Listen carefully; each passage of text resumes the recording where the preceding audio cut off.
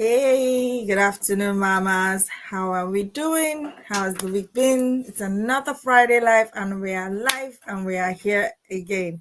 Thank you for joining me on a Friday. It's always a fun time to, spend 30 to 45 minutes, maximum 1 hour talking to us about topics that touch my soul. I was just thinking about some things this morning, and it was really, really really what word would I use? It just dawned on me that there's so many things that I'm fighting to do now as an adult that if I'd learned how to do it earlier, if I was directed when I was a child, I won't be struggling with these things. There's so many things that you're trying to set consistency. You're trying to be consistent in things. You're trying to do things. You're trying to become, but you find out that every day you're fighting one battle or the other. Every day you are fighting one demon or the other, anchors of behavior that just keep you stuck. And I was like, why is it so hard? Why is it so hard? And I guess that's the thing that makes people just say, man, let's just live our lives, bare minimum, bare effort, because it takes a lot of effort to grow. It takes a lot of effort to become. It takes a lot of effort to scale. It takes a lot of effort to build a business. It takes a lot of effort to do anything. And this morning when I woke up, I was like, gosh, these things it feels so hard. But the truth of the matter is that the more you exercise your muscles, the more you exercise your resilience muscles, the more you stretch, the more you grow. So this is just me, my opening speech, encouraging us. Some of you are here every Friday. You have other programs that you go to, you are reading, you are being consistent. Sometimes you fail, sometimes you drop off, but just hear it from me. There's nothing good that comes easy. And I want us to just keep stretching, keep building capacity, keep doing what we're doing, because one day, it will become automatic. So the same habits that have kept us bound, that we are trying to fight, trying to ward off, when we start to do the things that we are now doing to see that we grow, these habits that we are building now, if we don't stop, then becomes automatic. It's just the same way you don't think about you're brushing your teeth, you don't think about how taking your bath, things like that. Those things come automatic. You don't even think about how you take one step, in front of the other and things like that. You don't think about, for some of us who drive, you don't think about, driving. You're thinking in terms of safety. But in the automatic movement that happens for you to turn the wheels, use your indicator, press the brakes, press the accelerator, all those things have come to you naturally. But remember, when you first started to learn how to drive, how hard it was. Remember when you first learned how to drive, you felt like, oh my god, how am I going to get this thing? For everything that you do, remember the first time that you did it and how difficult that it was. But with practice, with consistency, you fell, you got up. I want you to use the same mindset for building character, for building resilience, for building anything, building yourself, even as a person. And so many things will come against you, because it depends on how old you've been, or how long you've been in that habit. Some of these habits you would need to fight tooth and nail to get rid of them. And this is just my encouragement to you. Just keep going. I remember when my daughter was learning how to ride a bicycle, it was the same thing. I just felt, oh my god, when will I ever get it? But she's a pro. Looking at her outside right now in the garden, and she's learning how to also skate, and I'm smiling, because the thing is, with persistence we will get to the promised land. And this is my opening encouragement to you before we go to our topic for today, which says the unspoken inheritance, how emotional legacies get passed down. So we've been talking and talking and talking, and it feels like while I know they finish, these things just keep going and going. But the honest truth is that there's no good building, there's no strong building that will not first of all dig at the foundation. There is no rediscovering without going to the past.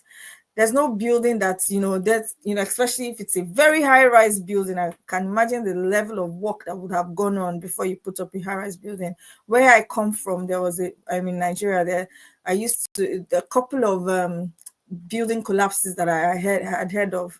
And when they go and investigate, they've realized that structural defect are a big part of what happens. So there's no point building a life that you want, in quotes, when you have not dug out the things that are going to stop that life from blossoming. So that's why we're going on with this 6 weeks the Rediscovery series, because I found out that the more you grow, the more you realize, okay, certain things need to change. And when you don't know what needs to change, nothing changes. So awareness is good. Awareness is key. Awareness is, brilliant, that we are able to understand what are the things that are holding us back. What are the things, even in our past, even before we were born, these things are holding us back. So don't say, oh, she's here again talking about, trauma. She's talking about this. I'm not just talking about that. There's a reason. When you scale one level of growth, you found out that in your next level of growth, there are things you will still need to, deal with to grow to the next level. So let's just go on. Our first week we talked about the face we wear, our expressions, and how our expressions were passed down, emotional mimicries, how we took on the expressions of our caregivers, how we took on the expressions of uh, our our environment at the time. How our bodies and expressions often tell stories before our words do. So that resting beach face that we talked about, you look, when your face is just rested, and then people say things like, oh, you look tired, you look sad. We talked about that. We talked about last week, we talked about the strong mom persona, and how, as women especially, we try to mask our failures or our weaknesses. We try to put on that, let's put on a facade of strength. We're afraid to ask for help. We're afraid to look weak. We're afraid to look vulnerable. We want to carry everything by ourselves. And we talked about where these things come from. So this week, today, we're going to be talking about, inheritance. And I know when you hear inheritance, it would be nice, to have a nice inheritance in Banana Island, where your father left you one nice house or something. It would be nice, but that's not the inheritance I'm talking about. I'm not talking about money either, but I know it would be nice to inherit money too, and heirlooms and things like that. Maybe one nice gold, ring somewhere that if you sold it, you'll be worth $15 billion and you'll never be poor in your life. Unfortunately, those are not the inheritance I'm talking about today. But the kind of inheritance I'm talking about will be the one that seeps through silence, through family rules. And the rules are not like somebody pasted rules on the wall and said, don't do this or don't do that, but just silent rules that happen in your house, through wounds our parents never spoke about, never healed from. So they became silent rules. I'll give you one example before I go on. Remember when I was growing up, and I remember very clearly, my mom would say something to me about, a certain family, and then we should not talk to that family. But me, I'm too friendly for that. I didn't have the energy for that. So I used to go behind to play. But I think she had a particular misunderstanding with the lady, and she didn't want us to go to that lady's house, things like that. So they're not telling you. Sometimes they tell you point blank, we don't talk to these people, we don't talk to this family. Sometimes they tell you point blank, we don't go to these people's house, don't go. But sometimes, even the way they interact with another family, there's this, that eye that they give you, there's this hidden rule that they said, okay, no, don't talk to them, don't associate with them. And it's very, very common. It's a very common thing.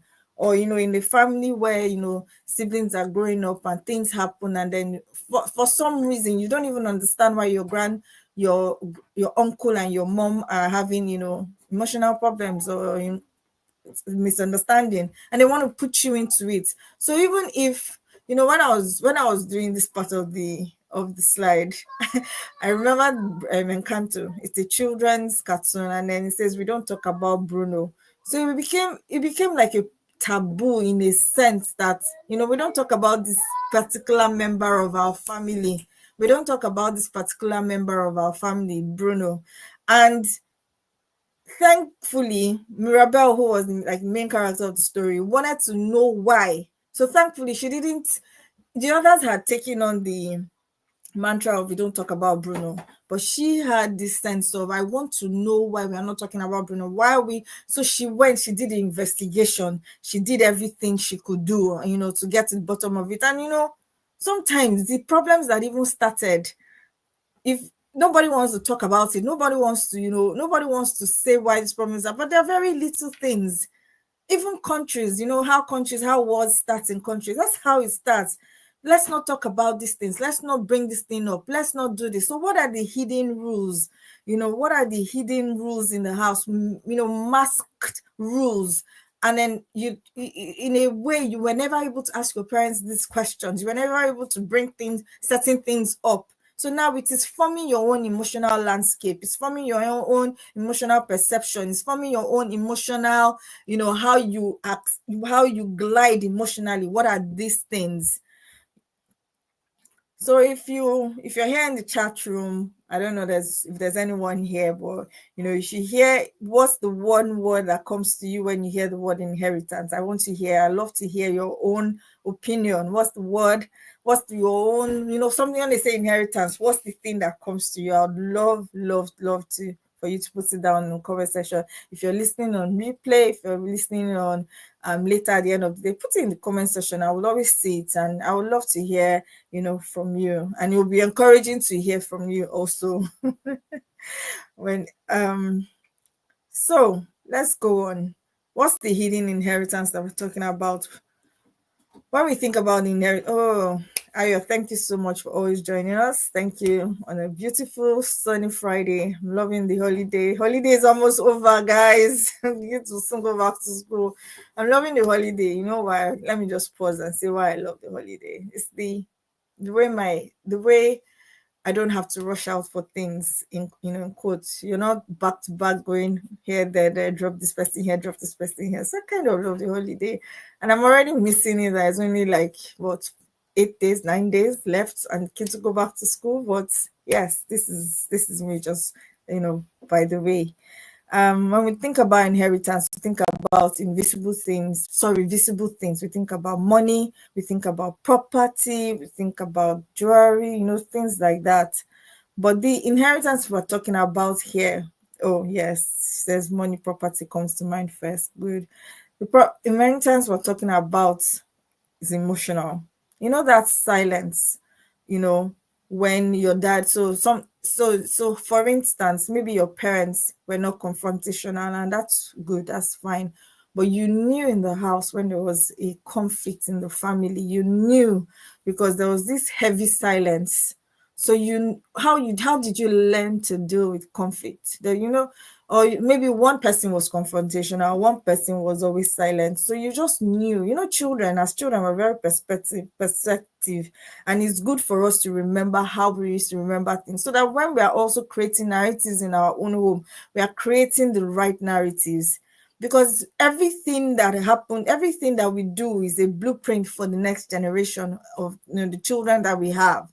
So, your dad comes, your mom is ranting, your mom is upset, and then your dad doesn't know how to, because he's a gentleman, sort of, he doesn't believe in, raising his voice. What does he do? He goes into the house, he goes into the room, he locks himself up.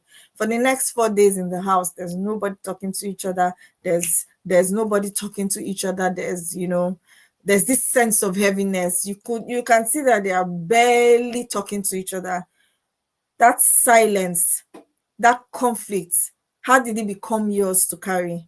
And you didn't even understand that it was becoming yours to carry. You didn't even understand that you were carrying such an emotion or such an inheritance. You didn't even understand. Okay, you got married and then you start finding traits of how your parents dealt with conflict in your own marriage, in your own systems, with your own friends, with your children.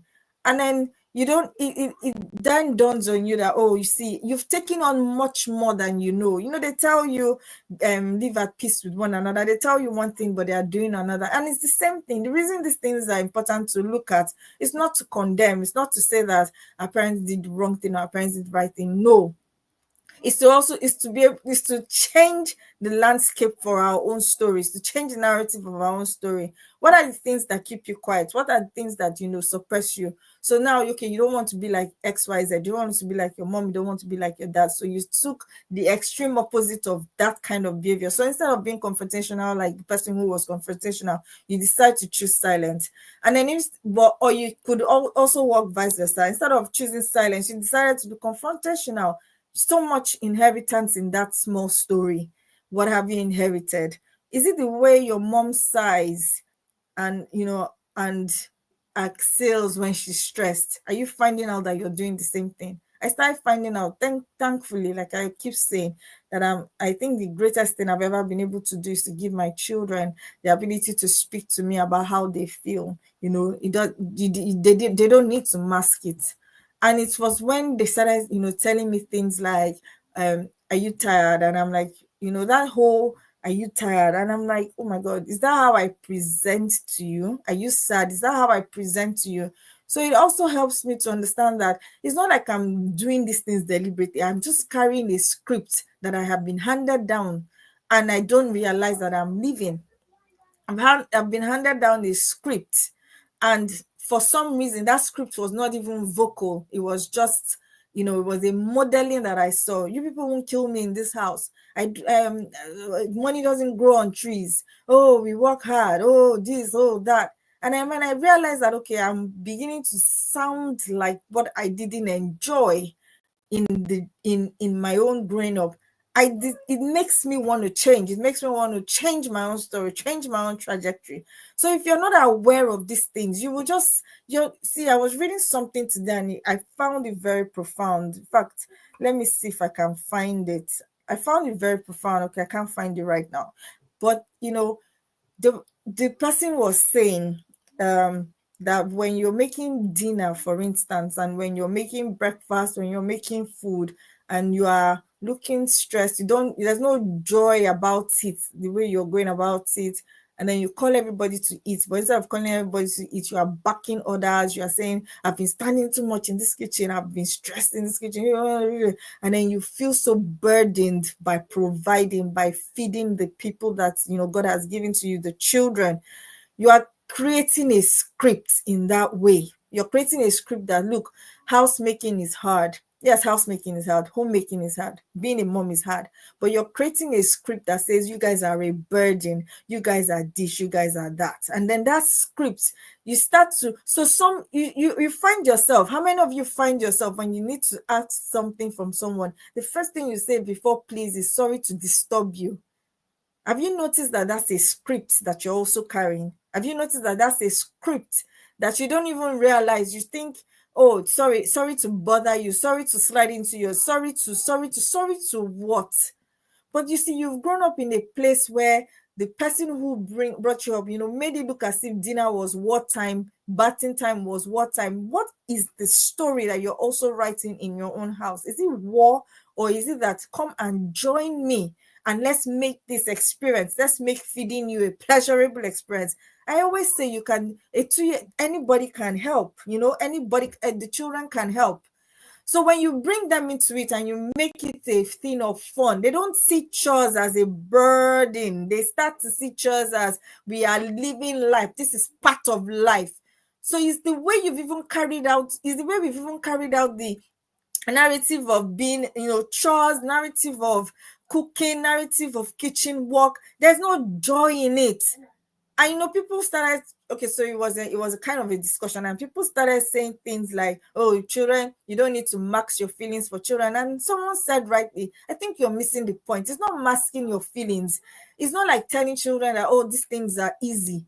But when you bring them into it, you're not giving them, you're bringing them into it, they are working it with you. So you say, okay, it is hard, but we learn to do hard things. You're even explaining, why we push through hardness, why we push through, why we have to be resilient, because you can't live in a dirty house. You can't live, you're using it as a skill, as teaching them, and you're not making it seem like a burden. They will be happy to do it later on in life. But when it's a burden, as soon as they leave your house, as soon as they map out that chores and doing chores is equals to unhappiness, when they correlate chores and mommy's sadness, it doesn't bring any joy.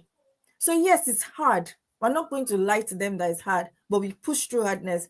And even in hard things, we can find joy. So let's put on the radio, for instance. Let's put on the music as we're waiting for the rice to dawn or something to simmer. We can have a little dance. Find ways, because it's an emotional inheritance.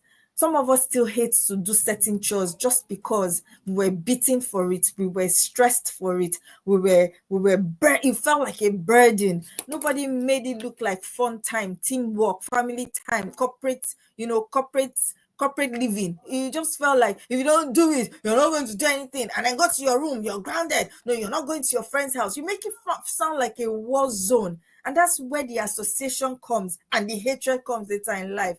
Some of us don't like food right now just because of how food was handled and how it became such a burden to be fed and to feed. They beat you to eat, they beat you to feed, they beat you to do everything. So these things are narratives. What are you creating there, mother, in your house? What's the atmosphere you're brewing? What is the thing that you're doing that is passing on to these children? And when they now when they make associations with those things, they think, you see, there are things that you think about your and it will not bring you joy. When something doesn't bring you joy, it becomes a burden. And when something is a burden, you find it hard to install it into your habit system. You find it hard to install it into your it doesn't come to you with, it doesn't bring you pleasure. So it's the same thing with exercise. If you find exercise burdensome, you find exercise burdensome, you find it associated with pain, associated with all the negatives that has to do with it, you will also not be able to do the exercise. So it's best for you to say, okay, reframe it and call it another name. Don't call it pain, call it my way for long life or my way for long living, or something. Just give it one nice name, so that when you are there, you are there, and you're not, nobody's pursuing you. The reason people have to pursue us to do certain things because we don't find joy in those things. Let's just go on. um you know Another way these things have been passed down is the way grief or shame or fear has never been spoken about. My mom had a very hard growing up, and even now, even last this year when I went to Nigeria and I asked her to tell me her story, she just told me sketches and shades of it. She didn't really want to go through it, and I get it.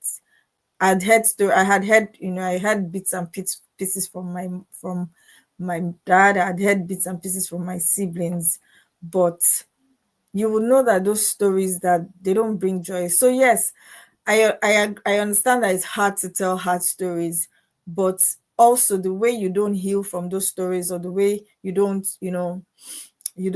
overcome the fear and the shame and the grief that comes with those stories, it now becomes an emotional script for someone else to live, for yourself to live, and for your child to live. So a lot of us are struggling. Our parents didn't know, there's this thing my mom always used to say, things like, you're a woman. It was, your woman was synonymous to you need to be strong. And I agree that I need to be strong. But there was no real emotional tool to name my emotions, name my feelings, to how to deal with them. Learning to do that now as an adult can be hard, but it's doable. It still shapes the atmosphere of your home. So something happens, instead of, did your parents know how to settle issues, or was it that they swept things under the cupboard, or they swept things under, just let's just brush it aside? Did they were conflicts resolved? What was the atmosphere in your home? What is the atmosphere? Because that atmosphere in your home is like a perfume. You carry it, you wear it wherever you go. Especially when you start to have kids. It is really, really profound. And these are the things. So these are the tiny ways I want us to, I want to create awareness. These are the tiny ways I want us to see what it is that are holding us back. The tiny, tiny things. They seem like little things, not the big things, not the oh, they flogged me, or I got lost, and or, just profound things. These are simple things. What was the emotional atmosphere, and what's the emotional atmosphere you're creating right now in your home? So now science is catching up with the truth.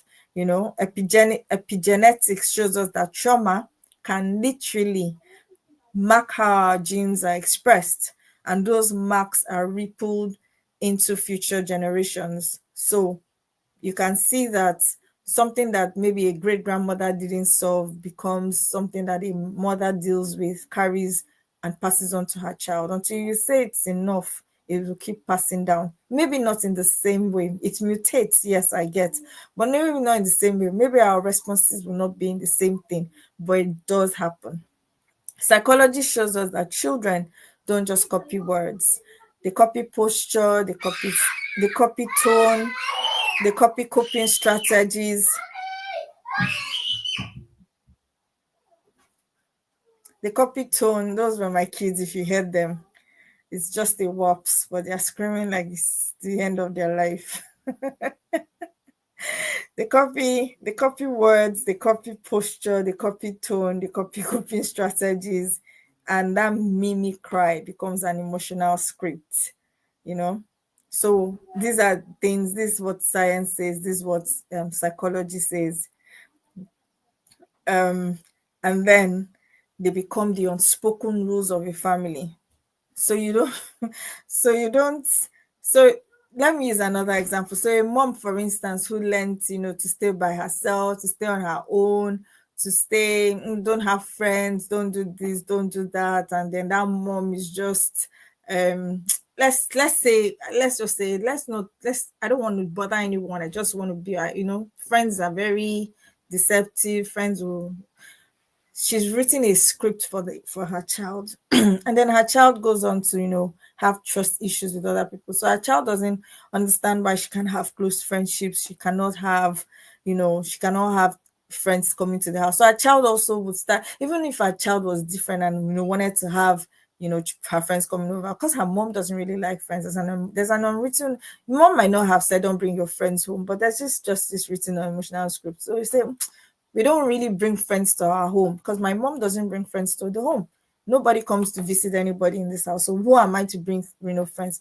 Very silent scripts. Nobody said don't bring your friends. And you start having friends, outside. It's a very real thing. These are things I've heard and I've seen over and over again. Or things like, oh, when something happens and then you're crying, if you cry, that shutting them up, telling them if you cry. So there's this unspoken rule that says we don't cry when things happen. We don't show emotions when things happen. It might not be an immediate thing, but over the years, you just learn to, you know, chest it, as they say in Nigerian palace. You just learn to, be bold and be brave about it. Not don't show emotions. Or they say things like, you're the first child. You need to be strong. You need to be strong for everybody. You need to be strong for your family. You need to, you need to be strong. You need to be every time you anything. Oh, in fact, you need to be strong is Genesis for just carry everybody's problem, just carry everybody's things. So you don't even know how to ask for help. You don't know how to do. You need to be strong. Even when you are dying, you need to be strong. All this thing that we even say as Nigerians, it is well. Yes, it is well. I am strong. You've never really, you see your mom is, when she's sick, she's doing things in the kitchen, and you're telling her that unwritten rule that says mom is not allowed to sit down and rest. Mom is not allowed to do anything else because she needs to be strong. The need to be strong is a very, very deceptive way of telling people not to pay attention to themselves, pay attention to their health, and pay attention to their mental, capacity. It's a very, very, I feel like it's just pushing people to do things that ordinarily they wouldn't want to be doing. There's nothing wrong with resting. I've said it so many times in this life. There's nothing wrong with resting and teaching your children that they need to rest. You're not a martyr. And motherhood was not for martyrdom. Motherhood was, serves a deeper and a greater purpose than you just killing yourself, or things like, oh no, we don't talk, you've never heard them talk about certain things in your family growing up. You've never heard them talk about certain, topics. Some topics are off limits. So what did you do as a teenager or as an adult? You started searching by yourself. And sometimes the internet doesn't give you the answers that, are true. So you start to search by yourself, you start to do, your own, investigation. We don't talk about our family background. We don't talk about this uncle. We don't talk about that uncle. We don't talk about this. We don't talk about that. So you don't learn it. It's just there, unspoken emotional inheritance. So now that you have kids, you're even finding it difficult. Some of us will struggle, to have sex conversations, for instance, with our children, because that word is too hard, it's too heavy. They didn't, nobody, in fact, nobody talked to me about it.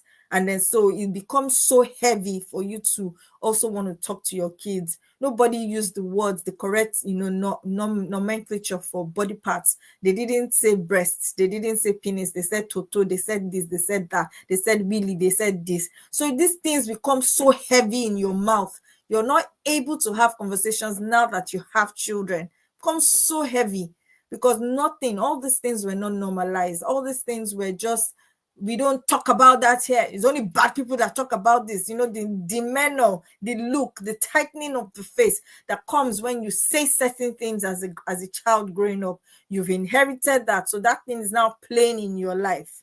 Those are the things we're talking about. So right now, I'm just going to do let's just, do a guided reflection. Just slow down for a bit. There's no need me going on and going on and going on. Everybody has this unspoken scripts, that they are running by. Take a deep breath. Just think about it.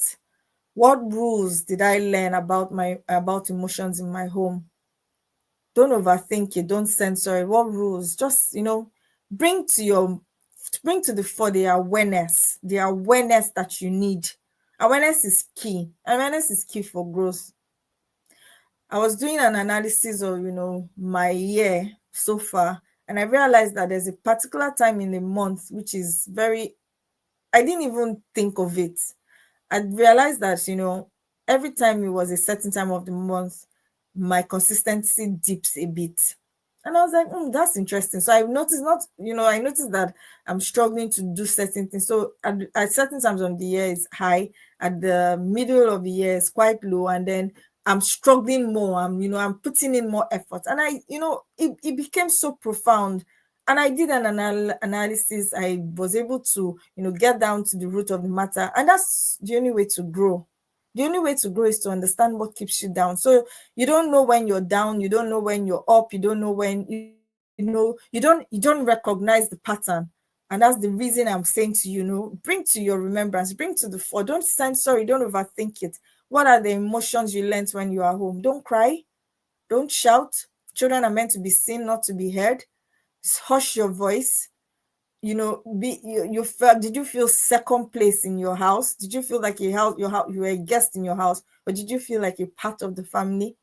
What was it? What are the emotions that come to your mind as you listen to me? What are the emotions you have, that comes to your mind as you think about your growing up, as you think about your mom, as you think about your dad, or even your siblings? Did you think you were second place? Did you think you were second fiddle? What were the emotions? What were the things that, how did you feel? These are important questions you need to journal. You need to take time and you need to think about. What did my parents carry? And what did my parents carry that I now feel inside of me? Was it heaviness? Was it sorrow? Was it pain? Unfortunately, this learning about trauma started just with us in this time. A lot of our parents don't even understand what healing means, what forgiveness means, what moving on means. They don't understand. They don't bring these things to mind.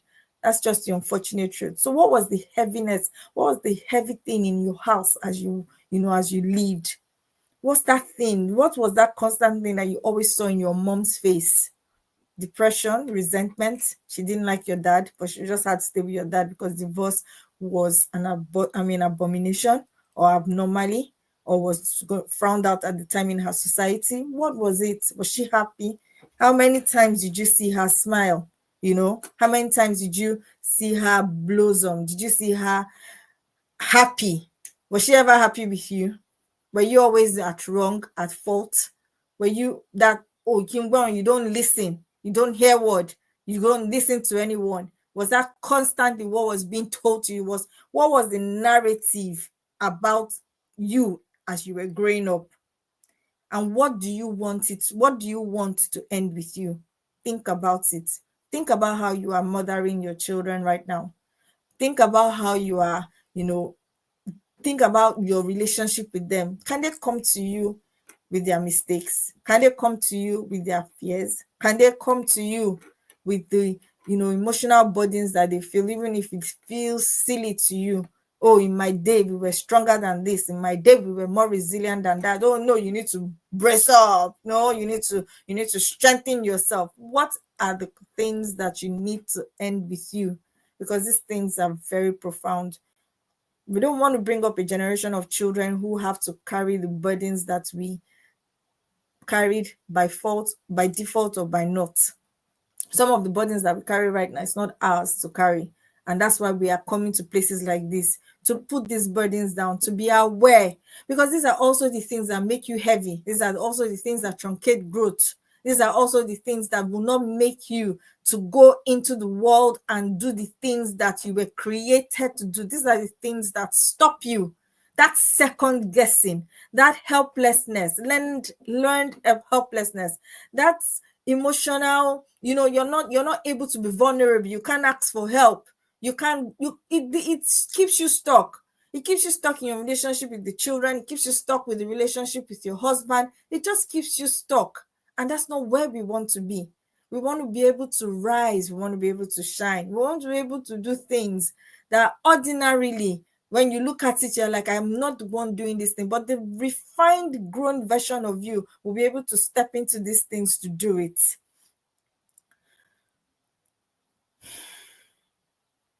So we're not saying that everything about our childhood was wrong. We're not saying that everything about our childhood was just heavy. I'm sure that we had fun. I'm sure we had chicken and rice on Christmas Day. I'm sure but we're talking about the emotional inheritance that just keeps us stuck. We're talking about, it's not even a place to say my mom is this, my dad is this. They did the best that they could do with the knowledge that they have. But are you living the best version of yourself? Are you actually into that? Are you growing to become more? I keep saying it here. You're born for much more. You are born for much more. So are you actually living that much more? Or are you living on the shore? You are afraid to go into the sea and submerge yourself to. So these are the things. They stop us. Now, I've said so many times, especially if you read my book, Triggers. Some of it are true, some of it are imagined, but I pieced up my story, and in that story, I talked about how my mom was an orphan. The world was not kind to her. She was a woman of survival. She became strong by force. She had to become resilient by force. But these things also hardened her. I never heard, I love you. I never heard these things. These are things that we carried. And as I grew, and as I'm becoming more and more into what I'm supposed to be, I'm realizing that it's not my mom. It's not like my mom wanted her life designed that way. It's not like my mom wanted that whole, I'm not able to love. It's like she built a wall, and she was very hard to climb and understand. It's not her fault. But what would be my fault is if I can't get out of, I can't scale out of the walls that were built around me when I was growing up. That's where the tragedy will be. The tragedy is not that something happened. The tragedy is not that something went wrong, or something went right, or some things were not done, or some things were done. The tragedy is just staying there and saying that I am a victim of whatever parenting systems were up for me at the time. That's where the tragedy will be, because even as an adult, you have the right, you have the strength, you have the mind to make a decision that, no, whatever story it was that whatever narrative I was living, whatever thing I was living prior to now, I will stand up and I will find help, and I will grow out of it, and then become what I need to become. So it's not, we're not sharing these stories for blame. Like I've said, we're not sharing this stone, but we're sharing it with compassion. I wish they knew what we are learning now. I wish they knew that, all the family squibbles, all the sibling rivalry and everything was not going to create the life that they were hoping to see. I wish they did, but they don't. So it's a bit of compassion. They're old now, they're all, they might not want to learn, and that's okay. But for me, my own decision, is that I'm not going to allow that story continue to be my narrative. It's not I'm going to move on and pause and name them. So naming them is also, you can't tame what you don't name. And then I'm going to keep echoing my, what I want to see in my own life and in my own children's life. Keep echoing it, keep saying it, keep reframing. Like Ayo has said rightly, the tragedy of wallowing in wrong inherited narratives. There's no need for that, but we just keep going. So I want you to now, there's another exercise I would like us to do. I would like to try something with you. Spot the echo exercise. Think of a moment when you caught yourself saying or doing something and immediately thought that sounded like my mom or my dad. Just think of it. Spot the echo. I remember when my child was 3, my first child was 3, and I said, "Who the hell do you think you are?" I can't forget that day. That was the day that my deliverance happened to me. Because I was like, wait, hang on. Where did you get that language from? I thought we said we would never, but you see, it's language that I have heard over and over again. And then I spotted my own echo and I dealt with it immediately. Maybe it's the way you scolded your child, the way you say, "You won't kill me, I didn't kill my mother." Spot that echo. It's good that you're spotting the echo. Anything that you can't name, you can't tame. Or maybe it's the way you shut down in conflict. You have a conflict with with somebody and you just shut down. What is that the way you learnt it? Is that the way you learnt it from your own upbringing? Or is it the way um you don't know how to celebrate yourself? So they say celebrate your wins, celebrate your wins, celebrate your small wins, but somehow you're like, what have I even achieved? What have I done? I don't know. You've done your journaling for 7 days at a go, or you've done something, you've baked your first cake and you've made your first 10,000 naira or 10 pounds or whatever it is. But you are there, you are judging yourself, you are not able to celebrate yourself. You're not able to, you can't be happy for yourself or happy for other people. These are emotional inheritances. Can you recall one of these echoes? Start to recall your echoes. What are the echoes that happen even if you're not saying it out to your children, that happen in your head?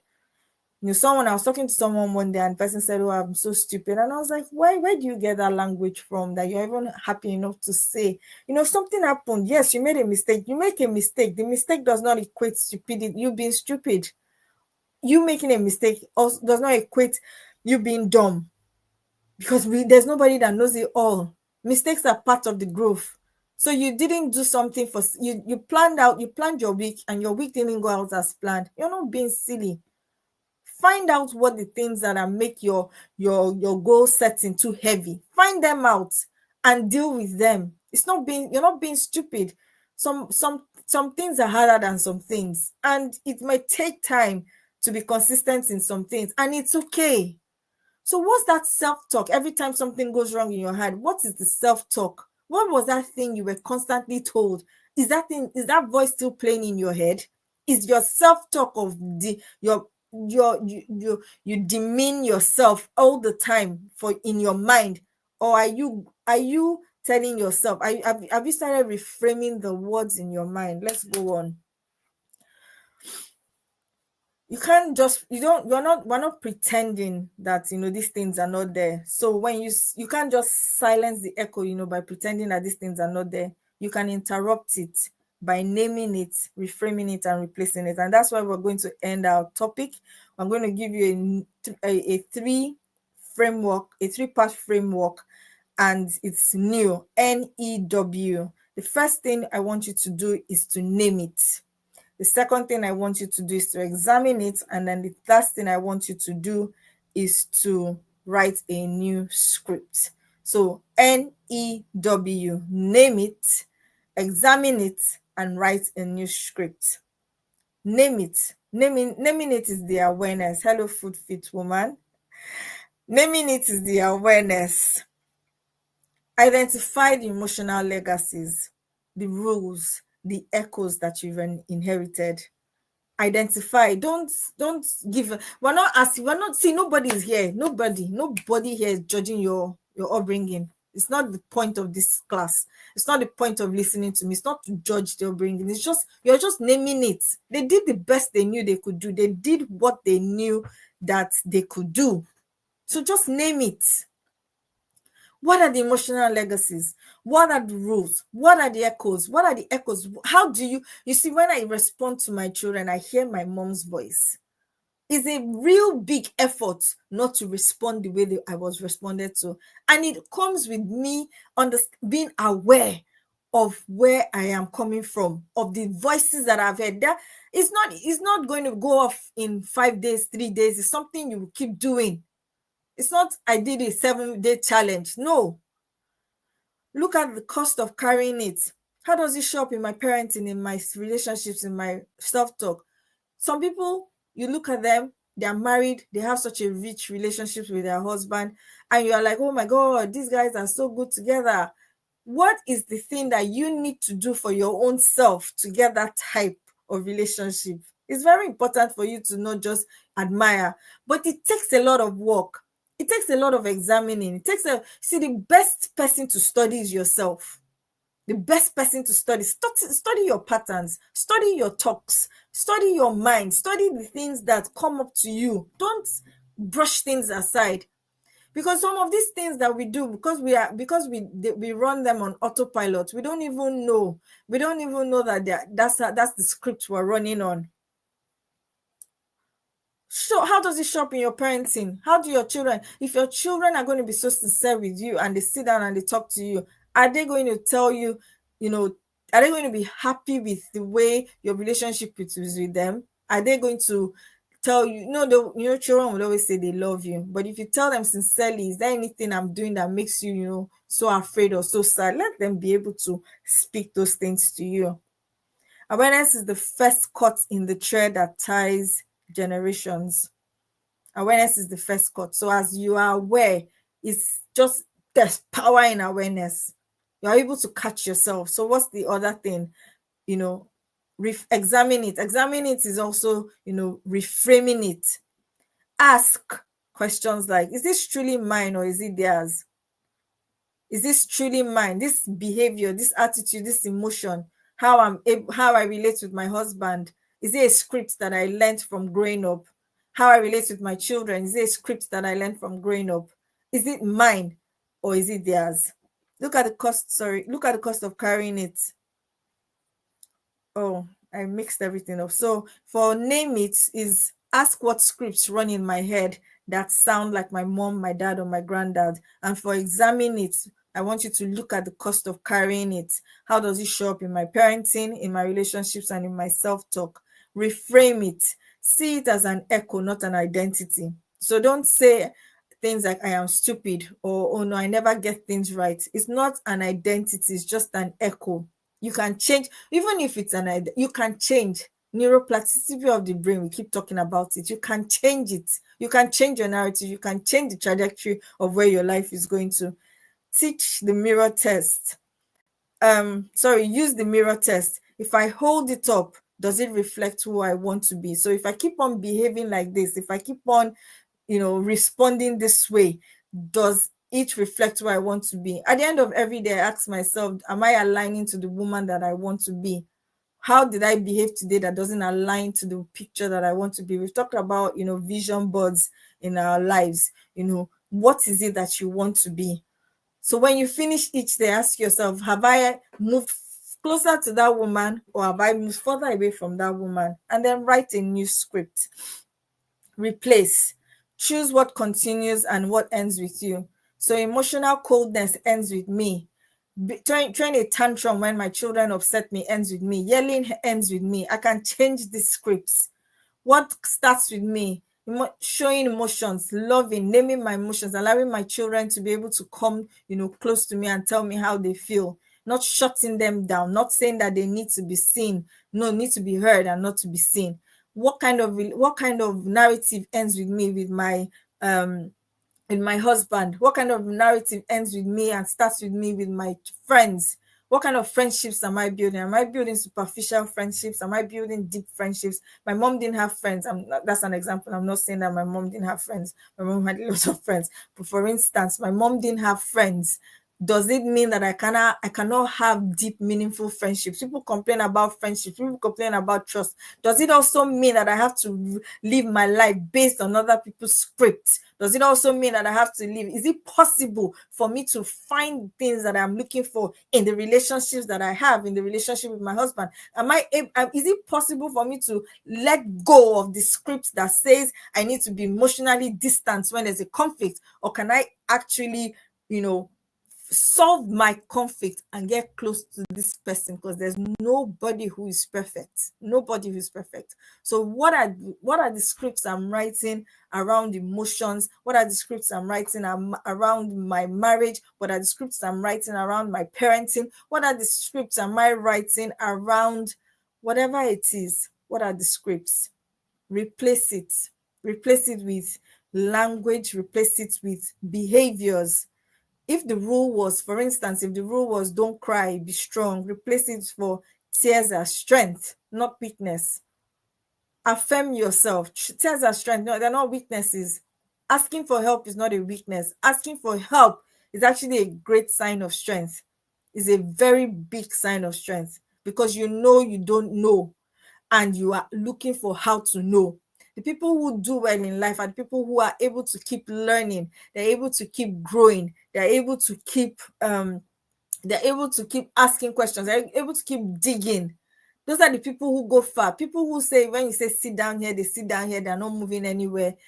Zombies, they don't make any progress. And those are the people who are exploited. Those are the people who don't do well in life. Those are people who there's no imagination, there's no reinvention, there's nothing.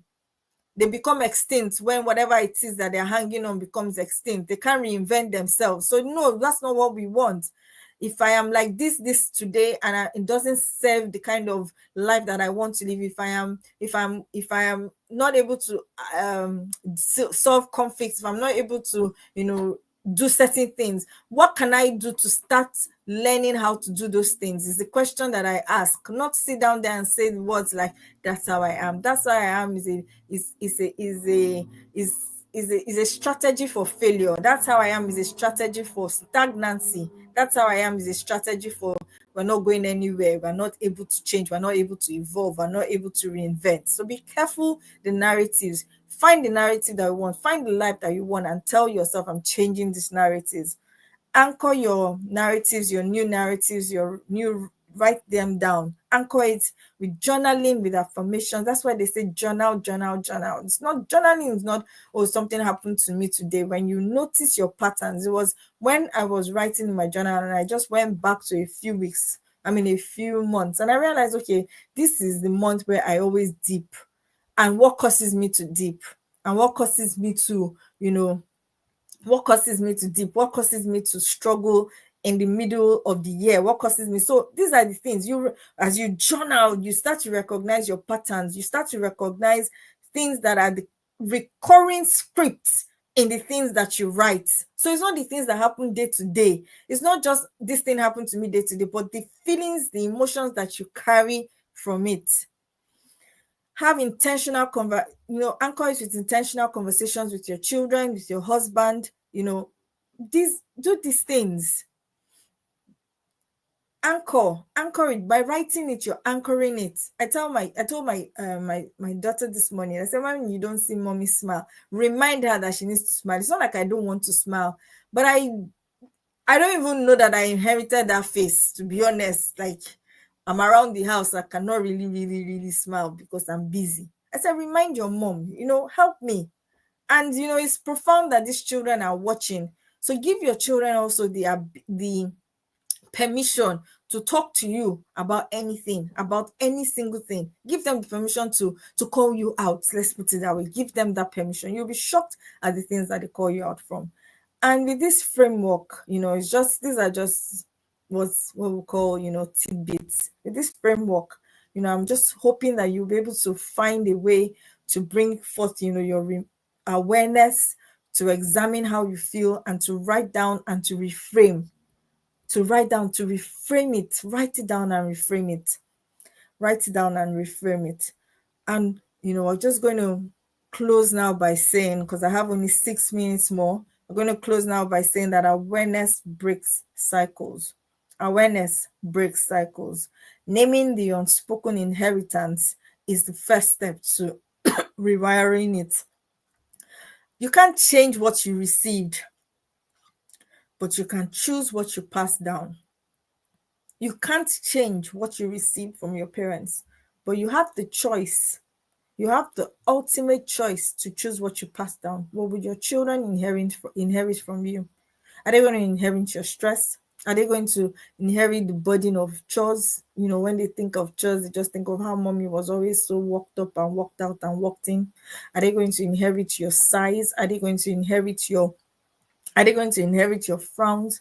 Are they going to, are you, what atmosphere? You are an atmosphere. You are an atmosphere in your home. What atmosphere are you creating for these people in the home? Yes, you might want to argue that it's not your job, it's not just your job, your husband, whatever it is. But see, you have the capacity to change the atmosphere in your home, and I don't want you to take that.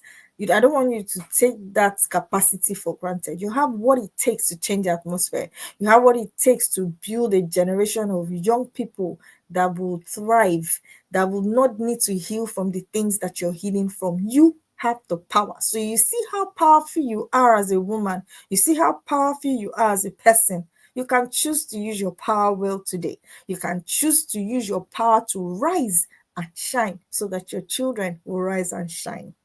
You're an atmosphere. Ayo, thank you for that. And so if this resonated with you, um I will be rolling out. I said I was going to have it ready by today, but for some reason it's not ready. I'll be rolling out our Becoming Her program. It's going to be a 90-day one, no more 5 weeks. 5 weeks didn't cut it short for us, cut it out for us. But I just want you to keep your eyes peeled on our IGs. On our IG page. And yes, my book triggers is still on sale. So if you're listening to me and you haven't bought my book triggers, I'm taking it personal. Yes, I am taking it personal. But yes, please, on IG, there's the link in the bio. Please click on it and remember to like and to subscribe to our YouTube channel. And it's me again. I'll see you next week, Friday. Thank you always for joining us. And remember, hey mamas, let's start living.